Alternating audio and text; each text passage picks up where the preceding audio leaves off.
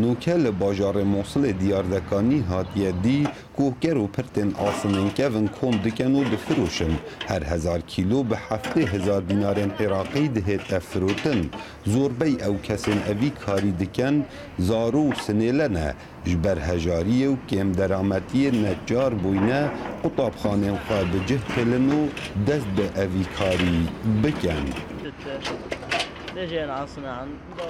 هم ساعت 6 سپیده تی نویر آسینی کم دکین و هر تنکه که به کجمه 7,000 دفروشین روزانه دوری 400 حتی 500 کیلو کم دکین ام وی کاری دکین جبر کچ کار دینینن هر وسا اف زارویه دبیجن روزانه ام لسرگیف کن موصل دیگر یین حتی چمپرتن آسنی کم دکین و جانا ام چه کاران ناکین و هندک جاران دوری حتی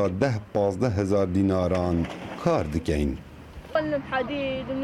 ام آسنو چینکوی لسرگوفکا کم دکین چی بکویده پیشمه ام را دکین و دفروشین اوی پاره با مالبات خود بین روزانه ام 10 حتی 15,000 دینار کار دکین هندک جارا 20,000 به گوره رزق میه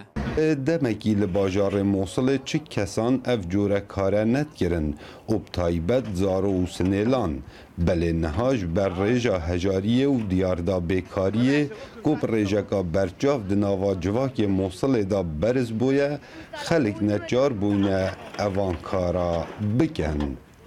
کاو عمر دنگ امریکا موصل